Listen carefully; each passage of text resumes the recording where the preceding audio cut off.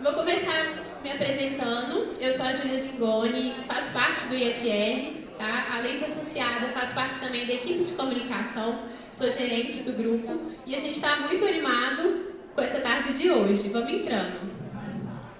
Além da minha participação no IFL, eu sou diretora de marketing e estilo de uma marca, de um grupo de marcas aqui em Belo Horizonte, chamado Fresca Lingerie. Sou do ramo da moda, mas também trabalho nessa área de empreendedorismo. E hoje a gente vem nesse bate-papo, a gente tem uma convidada ilustre, que é a Mônica Rock. Ela não só é um grande exemplo de mulher, empreendedorismo, né, autodidata, é uma mulher que tem uma carreira incrível e vem contar um pouquinho para nós. Além disso, eu vou apresentar a vocês também a Fernanda Galizzi, que vai fazer parte do nosso painel. A Fernanda é também associada do Instituto UFL, faz parte da Valor Imóveis e da Doral Incorporações. Por favor, Fernanda. Boa tarde, gente. E chamar ao palco Mônica Rock, nossa convidada ilustre, que vai contar um pouquinho para nós da sua história, né, Mônica?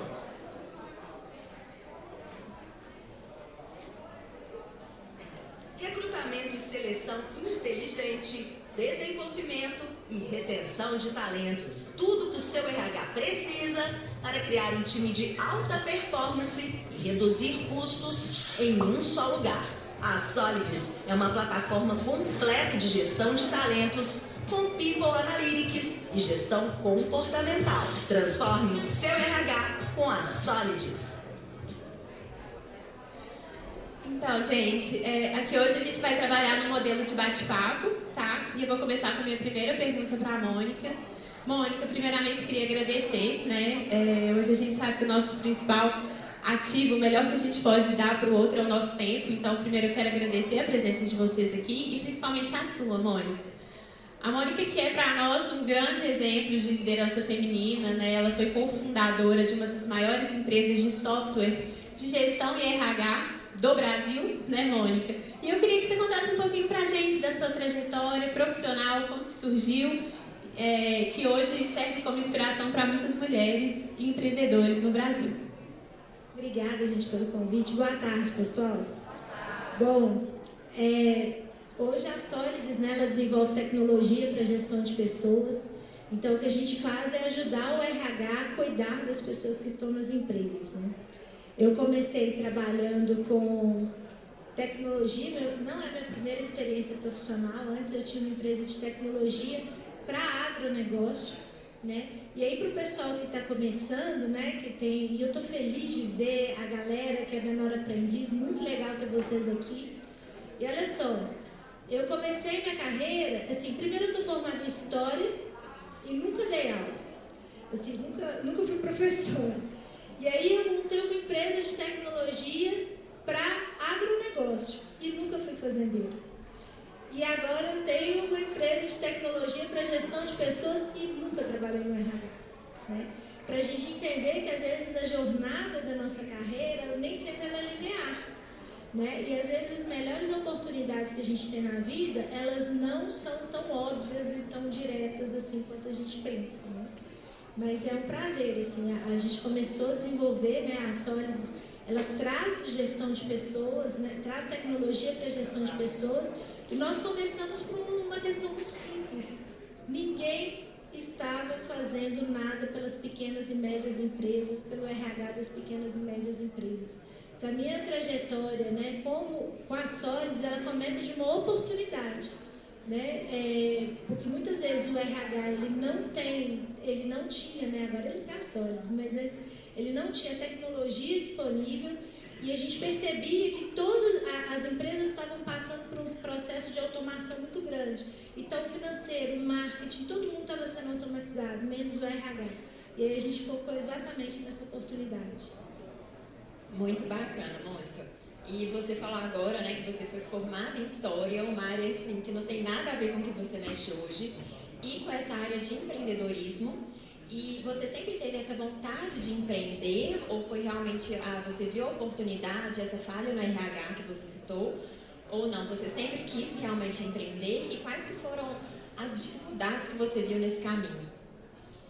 Eu sempre empreendi por oportunidade, mesmo na minha outra startup, né? Mas na época eu não falava startup não, mas mesmo na outra startup sempre eu vi uma oportunidade, uma deficiência de mercado e eu entrei por isso, né? Eu não me lembro de falar um dia eu vou ser empreendedora, mas as coisas foram acontecendo, né? Eu percebi uma oportunidade, eu estava no momento certo, no lugar certo e eu fiz acontecer. E em relação às dificuldades, elas foram muitas, né? As pessoas acham que empreender, tem gente que fala, eu quero empreender porque eu quero trabalhar menos. É a coisa mais engraçada do mundo falar isso. Às vezes a pessoa quer empreender porque ela quer ter qualidade de vida, eu também acho ótima essa ideia. A pessoa quer empreender porque é glamuroso e no dia a dia não é assim. No dia a dia as coisas dão muito mais errado do que certo, no dia a dia as coisas são muito mais difíceis, a gente leva muito mais não, então a gente tem que estar sempre muito pronto, é um exercício de se tornar mais forte a cada dia. E por que a gente tem que se tornar mais forte?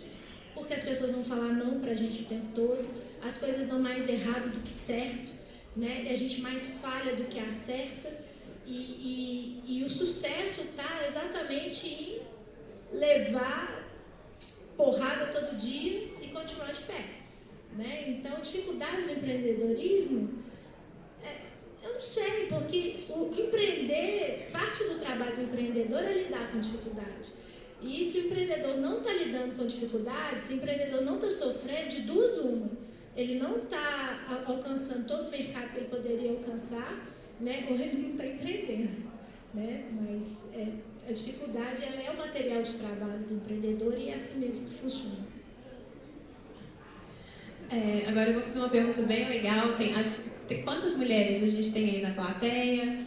Meninas que estão entrando no mercado de trabalho agora. E a gente tem aqui entre nós, gente, a Mônica, ela é um grande exemplo, né, acho que de quebra de paradigmas, né, Mônica? Em 2021, ela foi indicada a um prêmio que chama Tech Entrepreneur, que é um prêmio que ele reconhece a participação da mulher no mercado de tecnologia, que é um mercado predominantemente masculino, né? Então, Mônica, eu queria que você falasse aqui, temos muitas meninas jovens no palco, talvez mulheres que já são empreendedoras, e às vezes, até hoje, a gente ainda vive um pouco essa diferença, né? Como que foi para você, se você... como que foi seu mindset mesmo para entrar no mercado de tecnologia e alcançar tudo que você alcançou hoje, mesmo sendo um meio predominantemente masculino? Que conselho você pode dar para essas mulheres que querem se aventurar em mercados, né, que dizem não ser nossos? Primeiro, gente, eu preciso fazer uma observação. Normalmente, eu sou a decepção do dia 8 de... É 8 de março? 8 de março. 8 de março. Eu sou a decepção do 8 de março. Porque todo mundo me convida assim, Mônica, fala sobre a dificuldade de ser mulher. E eu não acho que tem dificuldade nenhuma, gente. Eu acho que existem várias vantagens de ser mulher empreendendo. Me sinto muito confortável em empreender num ambiente, né, e as pessoas confundem. Nem todo ambiente masculino é um ambiente machista, né? Então, de verdade, eu sei que existem problemas, né? Eu sei que existem dificuldades, mas eu acho que a gente precisa escolher aquilo que a gente põe foco. E eu gosto de pôr foco nas oportunidades. E empreender sendo mulher me traz várias vantagens competitivas. Eu, sinceramente, acho que eu sou privilegiada. Então, eu sou muito ruim para falar das dificuldades. Eu sei que elas existem. É exatamente isso, né? Talvez a mulher sair desse papel de vitimização, né, Mônica? Gente, tá bom. Eu lembro no início, eu estava até conversando mais cedo, né? Eu era convidada para falar em alguns ambientes que realmente só tinha os homens e tudo, e eles nem olhavam para mim direito. Já aconteceu deles acharem que eu estava servindo café e não de ser a CEO. E, gente, tudo é a forma como a gente escolhe encarar as situações. Então, eu sempre vi nesses momentos a oportunidade. Primeiro, eu sempre me preparei mais. Isso me forjou, isso me deixou mais forte. Segundo, eu sempre vi uma oportunidade de educar, de fazer diferente, de ser diferente, de contribuir, né? Então, a minha participação nesse ambiente, eu sempre me senti muito confortável, porque eu sempre também enxerguei uma missão. Né? Não interessa se eu estava numa sala com 30 homens e eu era a única mulher, isso sempre aconteceu. O meu papel ali era de mostrar que existe um novo jeito e de que ali também era meu lugar. Né? Então, a minha primeira obrigação enquanto empreendedora é me sentir confortável. Né? Porque se eu não me sentisse confortável, significa que aquele lugar não me pertencia. Né? Então, o primeiro ponto não interessa se você está no ambiente, né? E isso serve para os homens também. Porque existe uma vantagem, né? Existe uma vantagem muito grande em você estar num ambiente inóspito, né? Todo mundo fala que aqui no Brasil é difícil empreender, e é mesmo. Mas isso também é uma baita de uma vantagem competitiva, sabe? Porque eu cresci num ambiente de tecnologia onde não tinha acesso a capital, então não tinha investimento, onde a gente tem problemas de regulação, né, governamental, e que é difícil. Claro que a gente precisa combater e a gente precisa mudar essa realidade que não é boa, mas a gente não pode parar por causa disso. E se tem uma coisa que eu trago para a minha vida toda cuidado com aquilo do que você se alimenta. E eu não gosto de me alimentar de coisas que me fazem parar, que me fazem desistir. Né? Então, eu ser minoritária enquanto mulher não é um problema para mim, isso não me faz parar. Isso me faz me sentir uma privilegiada que eu estou no momento onde eu vou mudar, vou contribuir para uma mudança de cultura. Empreender num ambiente inóspito como é o do Brasil não é motivo para eu parar. É motivo de eu me sentir uma privilegiada porque eu vou mudar essa realidade, entregando cada vez mais números, crescendo cada vez mais. Então a gente tem que ter consciência também da nossa capacidade de impacto, enxergar isso como um privilégio e a gente não pode se alimentar daquilo que nos faz parar. Né? Então, resumindo, ser mulher para mim sempre foi um grande privilégio, uma grande vantagem competitiva. E eu conheço a realidade, eu sei que nem sempre a realidade é fácil, mas é exatamente por não ser fácil que isso me tornou mais forte. E isso me deu uma vantagem também. Muito legal, Mônica. E me corrija se eu estiver errada, mas além de ter você como CEO da Solids, né, uma mulher forte, eu vi que na Solids mais de 50%, né, dos colaboradores ali são mulheres com cargos de liderança. E que eu achei isso super legal, até porque, gente, eu não sei se vocês sabem, mas a Bolsa de Valores, né, a gente estava até conversando isso antes, a Bolsa de Valores, ela propôs, né, ainda não foi aprovado isso, mas que todas as empresas listadas na Bolsa, a partir do ano que vem, elas têm que ter obrigatoriamente mulheres, pessoas com deficiência, negros e LGBTQIA+, né, em cargos de liderança. E isso como obrigatoriedade e muitas vezes não por merecimento. Hoje, essas empresas listadas na Bolsa, 60% delas não têm mulheres em cargos de liderança. Então, eu queria ver, Mônica, o que você fez de diferente na Solids para realmente destacar esse cargo de mulher, essa mulher empoderada, poderosa e tal, que a gente vê que você e eu tenho certeza que todas essas colaboradoras da Solids também são. De forma natural, né? Exatamente. Exatamente. Foi completamente orgânico. Nunca fiz nenhuma ação afirmativa nesse sentido. Sempre foi orgânico e assim, eu acho que existem realidades e realidades. Eu não posso falar da realidade da Bolsa, mas eu posso falar da minha, né? No meu caso, eu acho que tem duas coisas que a gente precisa observar. A primeira coisa é que eu não abro mão do mérito. Né? Todas as mulheres que estão como líderes na Solids, elas estão porque elas merecem estar lá, porque elas têm competência para estar lá. Então, eu não abro mão de um ambiente meritocrático.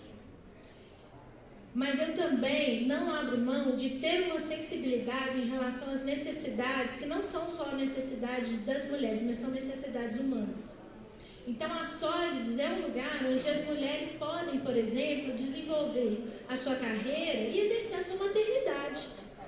A gente está está quase pronto, está lindo. A gente fez um berçário lá na Solids, porque as meninas agora, né, elas estão ganhando neném e assim, Gente, nem todo mundo gosta de trabalhar em casa. Então eu falei, não, eu preciso ajudá-las no modelo híbrido. Então está ficando lindo, um berçário para que as mulheres possam trabalhar. Mas esse olhar não é, e assim ter essa sensibilidade de que não só as mulheres, mas as pessoas, elas têm necessidades em momentos diferentes.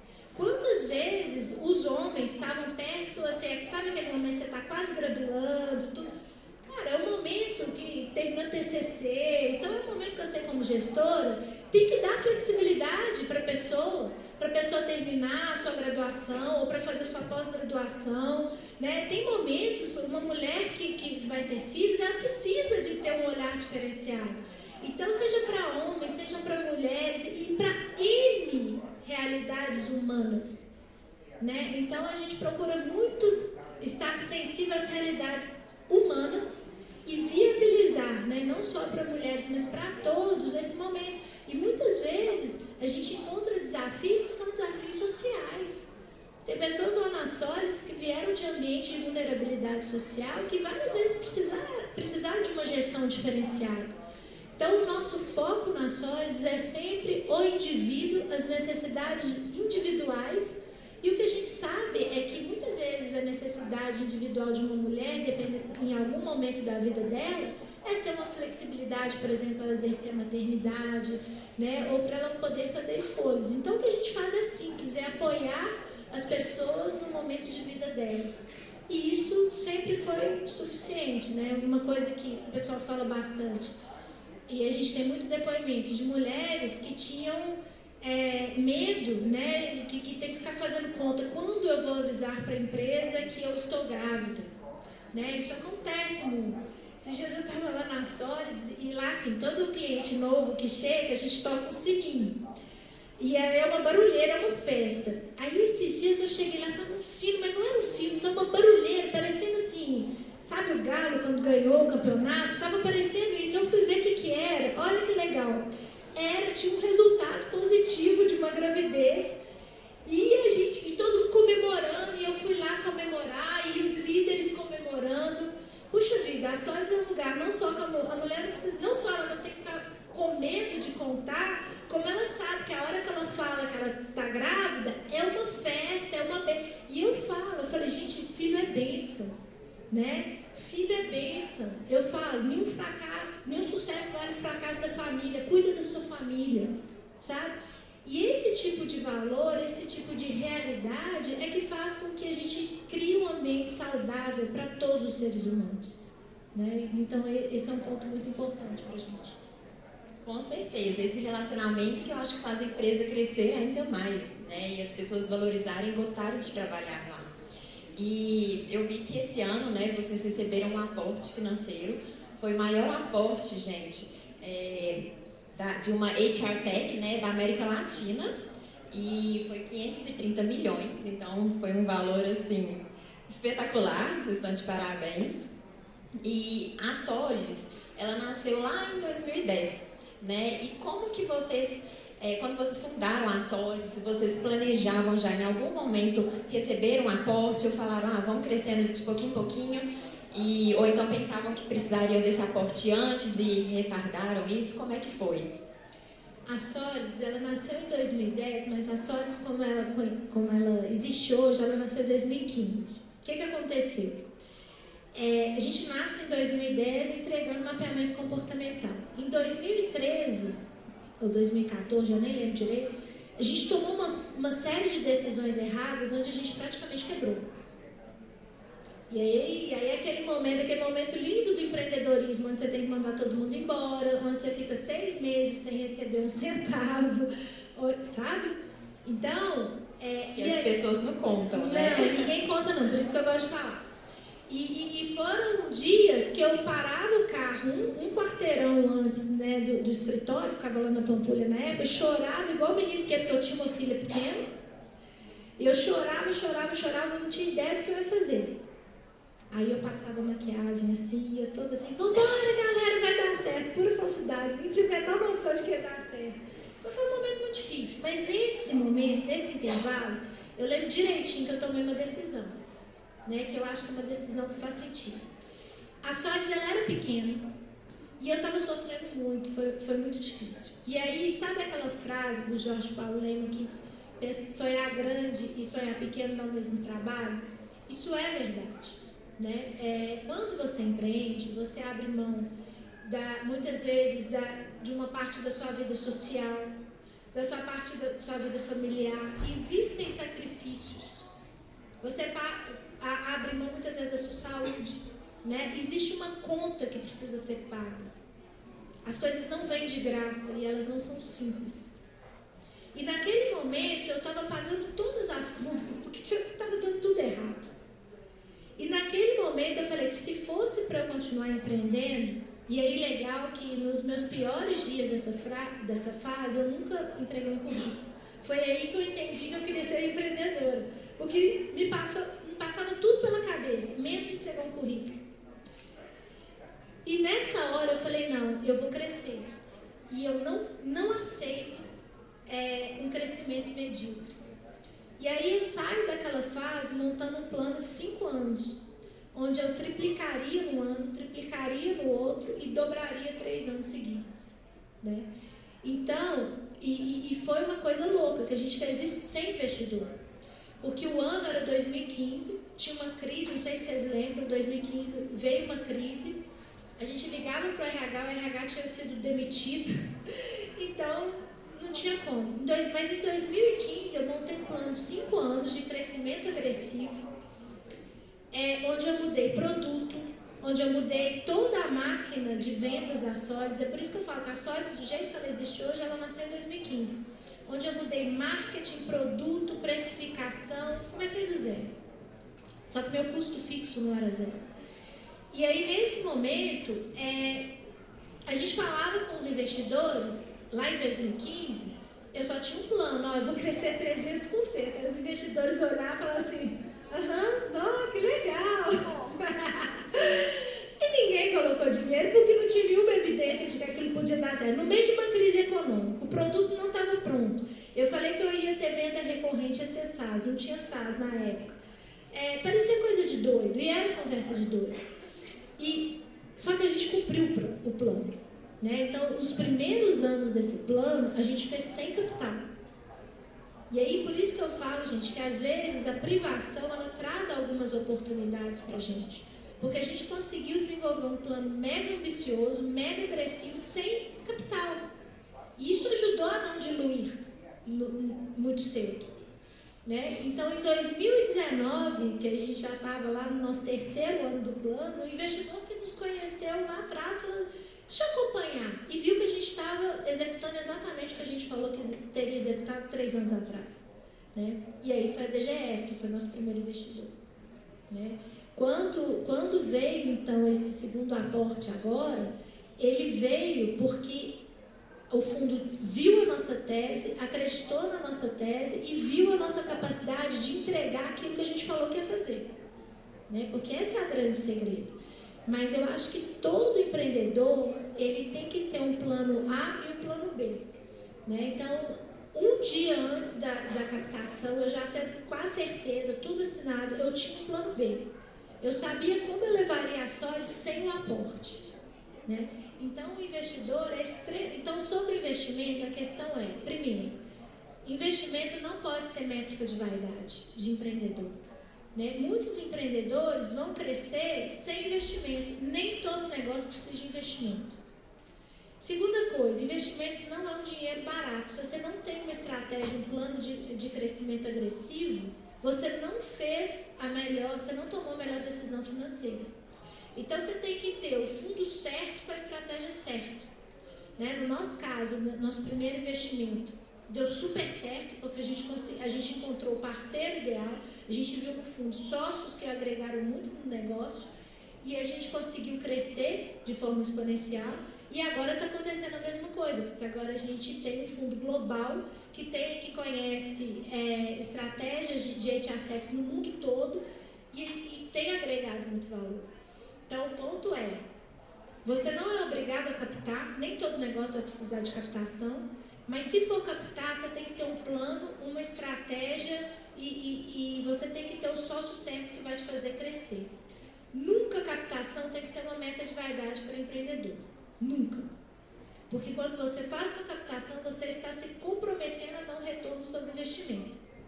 Né? E é engraçado, na primeira captação, o pessoal me dando parabéns, e eu achando esquisito, gente, isso para mim só significa que eu vou trabalhar muito mais. Tem que entregar todo o resultado que eu prometi, né, amor? E eu lembro que minha primeira captação eu não consegui comemorar, porque eu achei aquilo estranho. Eu captei, anunciei, continuei trabalhando normalmente, vivendo a minha vida normalmente. Nessa segunda agora, o pessoal falou, amor, relaxa um pouquinho.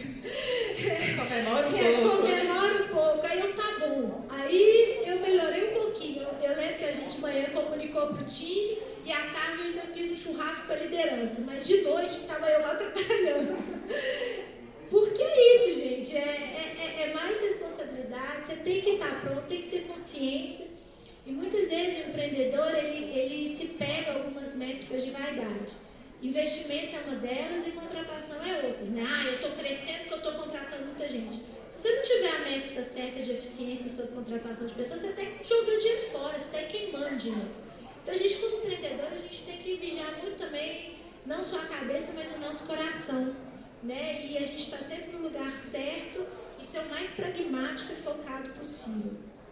Muito bom, isso já chega à minha próxima pergunta também. Agora a gente quer falar um pouquinho dos desafios do micro e pequeno empreendedor, né? Recentemente, no IFL, a gente teve hoje um almoço de abertura do evento também. Nós recebemos o secretário de Desenvolvimento Econômico de Minas Gerais, que é o Fernando Pessalho, e ele trouxe para nós um dado muito que liga, né? Tem muito a ver com o trabalho da Solids também, que hoje 80% das empresas que nascem em Minas Gerais, elas são micro e pequenas empresas, né? E aí eu queria que você contasse um pouquinho da Solids, né? A Solids surgiu para atender o micro e pequeno empreendedor. Eu queria que você contasse um pouquinho como. Eu, pessoalmente, como empresária, a gente usa as ferramentas da Solids nas nossas empresas e somos apaixonadas. Até falei com você que eu sou uma embaixadora da Solids em Belo Horizonte, porque realmente a ferramenta, ela contribuiu demais para nós. Eu queria que você contasse um pouquinho para os empreendedores que estão aqui, o que é a Solids e como que essa ferramenta nasceu para ajudar o micro e pequeno empreendedor e como ela tem ajudado hoje. Bom, o que acontece, essa estatística que você usou, ela reflete um pouco a estatística do Brasil. De cada 10 contratações hoje, quase 8 são feitas por pequenas e médias empresas. Então, quando você olha ali a taxa de mortalidade das pequenas e médias, ela também é muito alta. E aí a gente fala assim, por que as pequenas e médias empresas quebram? Fluxo de caixa, né, aparece. Isso é uma verdade? É uma verdade. Mas quando você aprofunda um pouquinho, vai entender assim, esse fluxo de caixa, qual que é o maior centro de custo das empresas? E aí está a folha lá.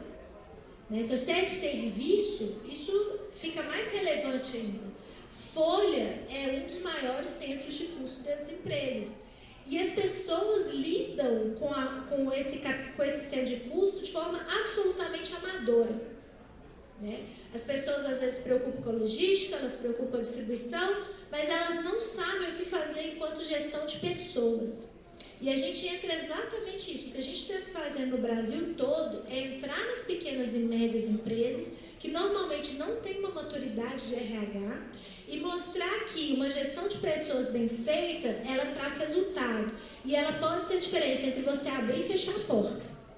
Porque tem muita empresa fechando a porta porque não tem margem e convive com uma rotatividade absurda e acha que rescisão, que rotatividade alta é uma coisa inevitável. E ela é evitável. A baixa produtividade das pessoas que estão na folha e a rotatividade, elas estão matando as pequenas e médias empresas todos os dias e ninguém está falando sobre isso. Né? Então o que a gente faz é exatamente mostrar esse ponto, que uma gestão de pessoas bem feita, ela traz resultado, ela melhora a margem das empresas, né? Ela faz com que as empresas, as pequenas e médias, sejam mais produtivas, porque hoje o nosso negócio é um negócio de pessoas e a gente tem que saber gerir pessoas de forma adequada. E RH é um termo mais velho, né? A gente usa só porque é como o Google ranqueia. Mas gestão de pessoas tem que dar lucro, tem que dar resultado. E é isso que a gente está ensinando para as pequenas e médias empresas de todo o Brasil. É uma área muito, assim, difícil, né? Eu acho, porque você colocar a pessoa certa no cargo certo é muito complicado. A gente até estava conversando sobre isso. Eu tenho uma área da empresa que eu tenho uma dificuldade enorme de colocar a pessoa certa, então tem essa rotatividade super grande, né? E aí você está falando um pouco de como que a gente pode reter mais esses talentos, evitar que a pessoa saia, porque é aquela história, né? A grama do vizinho é sempre mais verde. Às vezes Então, R$500 só se a gente passar por todo e aí chega lá de... e também não fica muito tempo, porque viu que não é mais verde. Mas então, o que a gente pode fazer para reter esses talentos, para motivar muitas vezes o funcionário que ele não fala, mas ele está desmotivado?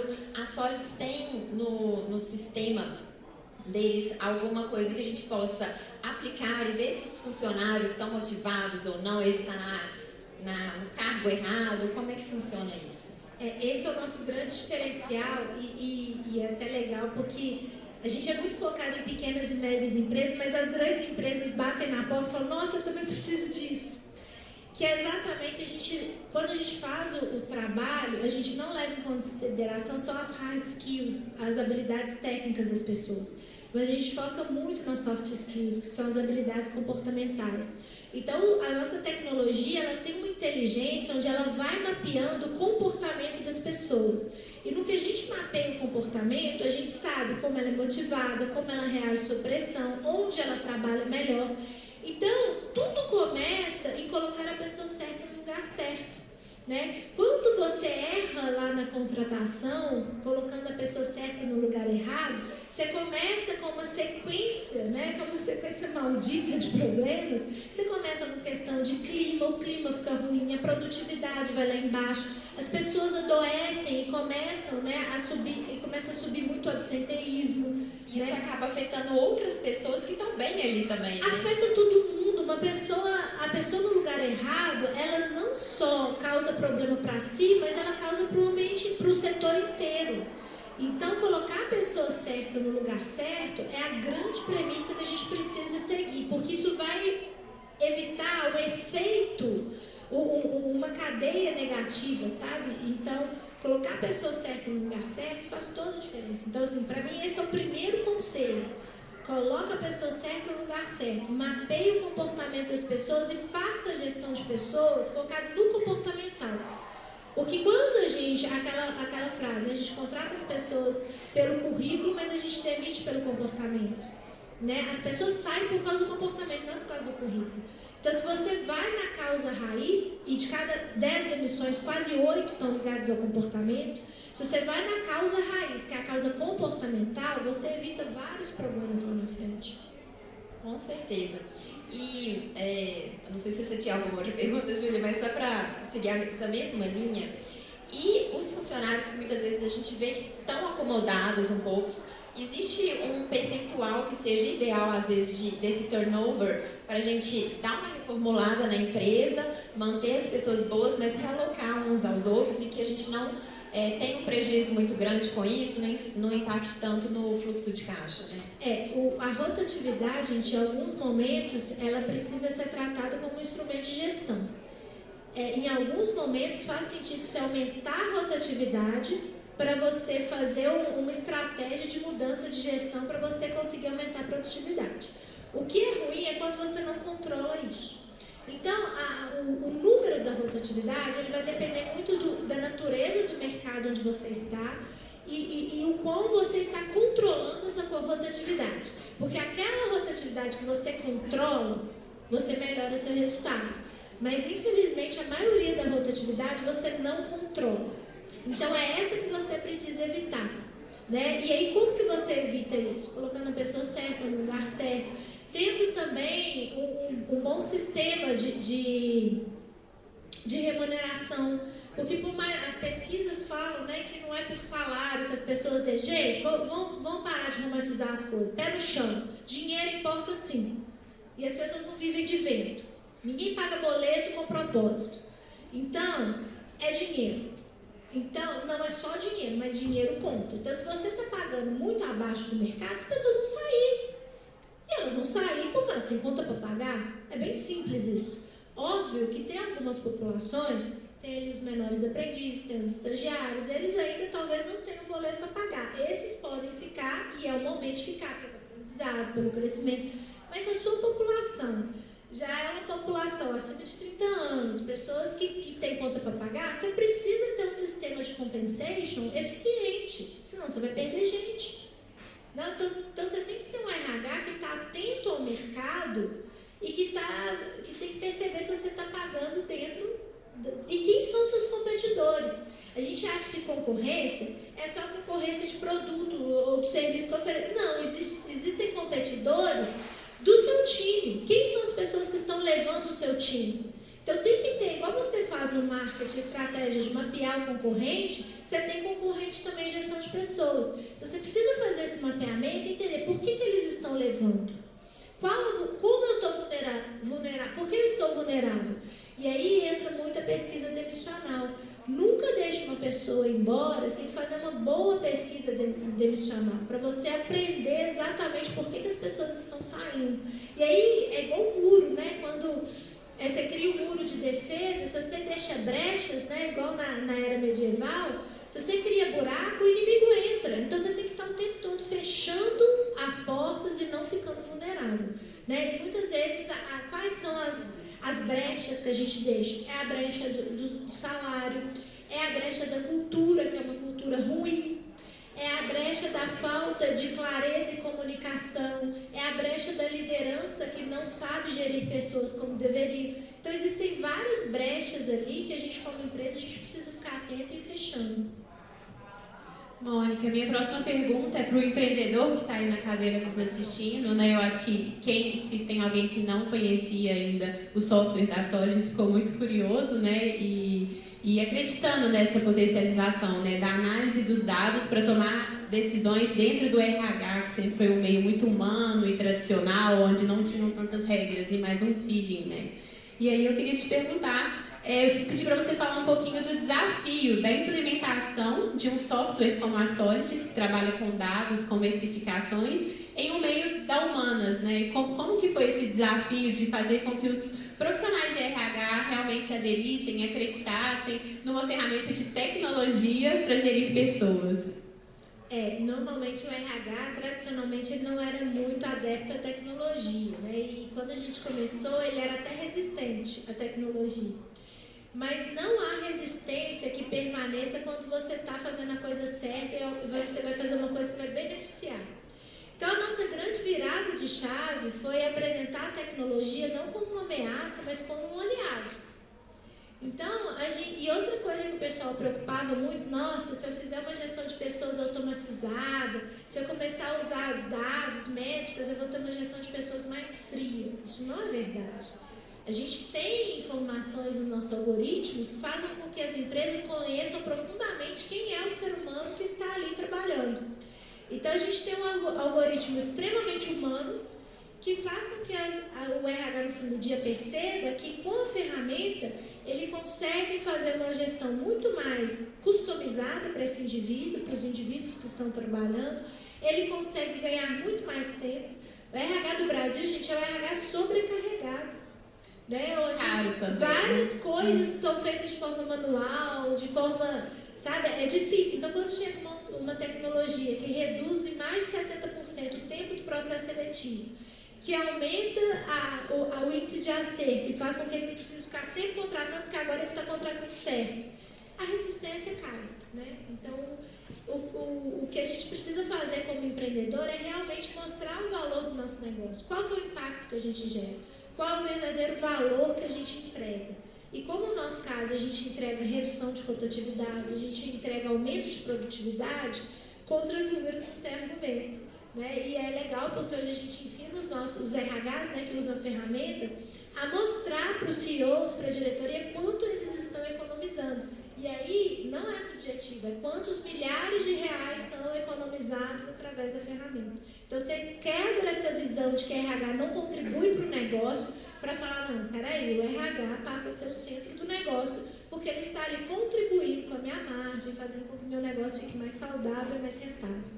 Certamente, né? Mostrar que a tecnologia não vai substituir pessoas, e sim ser uma ferramenta para que elas consigam exercer seu trabalho com mais resultado. Esse é um mito, né? Historicamente, o ser humano sempre teve medo de tecnologia, não é só o RH, né? Não é por isso. Exterminador do Futuro fez sucesso por causa disso. As pessoas têm medo de perder o emprego para as máquinas, né? Então, a gente viu isso na Revolução Industrial. Na década de 60, esses dias, eu estava vendo, tinha o presidente Kennedy explicando que as pessoas não precisavam ter medo. Puxa, já era a década de 60 nos Estados Unidos e as pessoas com medo. Mas quando você olha os números de forma macro, a tecnologia muito mais, ela cria novas economias. Óbvio que ela vai tornando algumas funções obsoletas, né? Mas ela cria inúmeras outras ocupações que tendem a ter uma remuneração melhor, uma qualidade de trabalho maior, né? E ela tende muito mais a contribuir positivamente para a evolução da humanidade do que o contrário. Então, esse medo ele não se sustenta ao longo do tempo. Agora a gente tem aqui uma última pergunta só para encerrar. Outro dado que a gente tem em Minas Gerais também, nós somos um dos estados no Brasil onde mais temos empresas familiares. E eu não podia deixar de citar, tanto eu como a Fernanda, nós fazemos parte hoje, né, trabalhamos em empresas de gestão familiar e sabemos o quão desafiador é. Né? Ao mesmo tempo em que a gente tem muitos benefícios, há também muitos desafios. E, Mônica, eu queria que você contasse, a Mônica fundou a empresa, né, com seu esposo, e eu queria que você contasse hoje quais são os desafios e também os benefícios que você vê de uma gestão familiar. E no final você pode, por favor, fazer suas considerações finais. Peraí, que antes disso eu vou ter uma outra pergunta. Não termina ainda não. De novo, gente, eu só vejo oportunidades. Porque, olha só, e é uma coisa, o pessoal pergunta muito, como você consegue trabalhar com seu marido? Como que você consegue dividir a liderança da empresa com seu marido? De novo, gente, eu vejo muitas oportunidades. Quando você trabalha, quando o seu marido também é seu sócio, o seu nível de comprometimento e de maturidade tem que ser muito alto.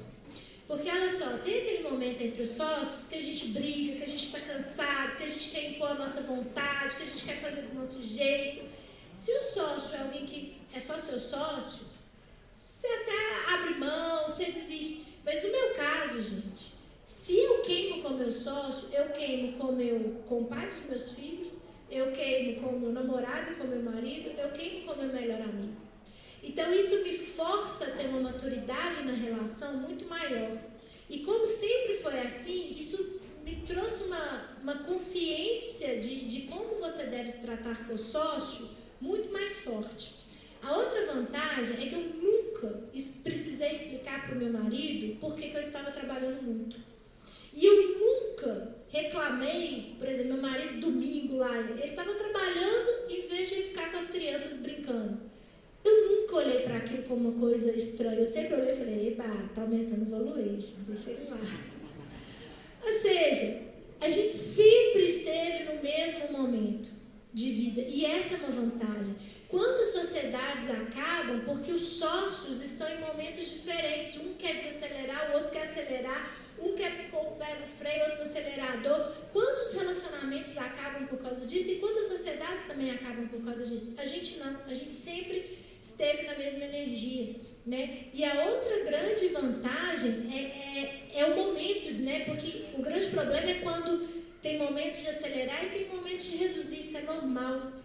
Em todos os momentos que eu precisei acelerar, ele também precisava. Então, a gente sempre colocou foco e energia na mesma direção. E quando você coloca foco e energia na mesma direção, você potencializa o resultado. Então, se você encara de forma profissional, se você cria os mecanismos de governança certa para proteger o negócio, que isso é importante também. A gente tem vários mecanismos, contratuais inclusive, onde a gente protege o negócio da gente mesmo, né? Então, a gente criou um mecanismo no caso, se alguma coisa familiar, pessoal, né, desandar, a empresa está protegida. Então, a nossa cabeça é uma cabeça de acionista. E como acionista, eu preciso proteger o negócio. Então, eu tenho mecanismos de proteção do negócio para dar segurança até para os investidores. Mas eu tenho essa vantagem, né? Eu e meu sócio, a gente está sempre na mesma energia, a gente está sempre no mesmo momento. A gente tem que ter muita maturidade para discutir, porque a gente tem muito mais a perder. E isso tudo faz com que a gente se torne uma potência juntos. E essa, para mim, é uma grande vantagem. Não consigo falar de desvantagens. Não consigo, de verdade. Muito bom, obrigada. Isso foi bom porque, como a Júlia falou, eu também trabalho em empresa familiar e muitas vezes a gente agarra aí nas desvantagens, né? Porque acaba que você desgasta uma área e você acaba levando isso para casa, mas essas vantagens realmente não tem discussão. E Mônica, aproveitando que tem muito jovem aqui hoje, qual dica que você daria para eles entrarem no mercado de trabalho e fundar a empresa aí do zero, igual você fez com a Solides e com as suas outras empresas? É engraçado que antes de eu ser empreendedora, por exemplo, eu já fui estagiária, né? E eu lembro que eu era uma estagiária que trabalhava 10, 12 horas por dia. Nunca me arrependi disso. Eu via meus amigos lá passeando, saindo, e eu estava lá trabalhando. Eu estava no estágio, o pessoal queria me mandar embora, assim, vai para casa, vai descansar, e eu queria estar trabalhando. Existem alguns princípios para o pessoal mais novo, que eles não mudam, eles são universais. O que a gente planta, a gente colhe. Existem momentos, e até a Bíblia fala, tem um momento muito sábio, ele fala, existe momentos de plantar e existe momento de colher. A juventude é o momento onde a gente tem vigor físico, onde a gente tem tempo, onde a gente não tem tanto compromisso financeiro. É a hora que a gente mais precisa trabalhar, tem que trabalhar muito. E eu vejo tantos jovens, às vezes, falando assim, não, minha saúde mental, e óbvio que a gente tem que cuidar da saúde mental. Deixa eu falar um negócio para vocês. Não existirá mente com saúde quando você chegar nos seus 40, 50 anos e descobrir que você não fez tudo que deveria ter feito lá atrás. Porque se tem uma coisa que não volta, é o tempo. Então, cuidado com a zona de conforto, especialmente na juventude. Cuidado com as ideias que falam que você precisa buscar a sua sensação de prazer, você precisa ser feliz, você precisa se sentir bem. Eu nunca vi ninguém crescendo só no conforto. Eu nunca vi ninguém crescendo sem sentir dor. E hoje a gente vive uma geração extremamente sensível à dor. A gente tem que acostumar a sentir dor. Essa é a verdade da vida. Então, o momento da juventude é um momento de esforçar, de entregar mais do que é pedido, de trabalhar mais do que se espera, porque é um momento de plantar. Para quando chegar no momento, né? E acredite, esse momento vai chegar. Quando você não tiver tanto vigor físico, quando você não tiver tanta força, você vai estar colhendo aquilo que você plantou lá atrás. Então, para a juventude, eu recomendo o seguinte, acostume-se a sentir dor, sofra, trabalhe mais do que você precisa, faça mais do que se pede e não tenha medo de ficar desconfortável. Se submeta a todos os tipos de desafios que você puder. Seja persistente. Não é hora de ficar buscando sensação de prazer o tempo todo. Eu sei que isso que eu estou falando está super fora de moda, mas eu seria leviana se eu falasse qualquer coisa diferente. Porque de tudo que eu vejo em relação ao sucesso, em conseguir as coisas, eu vejo muito mais privação, muito mais esforço, muito mais a pessoa abrindo mão daquilo que é bom para ela no curto prazo. É isso que eu vejo. Eu seria mentirosa se eu falasse qualquer coisa diferente disso. Muito bacana, Mônica. Eu gostaria, primeiramente, né, de te agradecer a sua disponibilidade, essa palestra, esse bate-papo aqui incrível que a gente teve. Agradecer também a Júlia. E eu aprendi muito nessa palestra, tenho certeza que eu vou aproveitar muito do que você falou na minha vida. E eu acredito que os jovens também, que estão aqui hoje, todo mundo que está aqui assistindo. E muito obrigada. E, gente, não saiam daqui, que ainda tem muita palestra boa vindo aí a caminho. Obrigada, viu, Mônica? Obrigada, gente.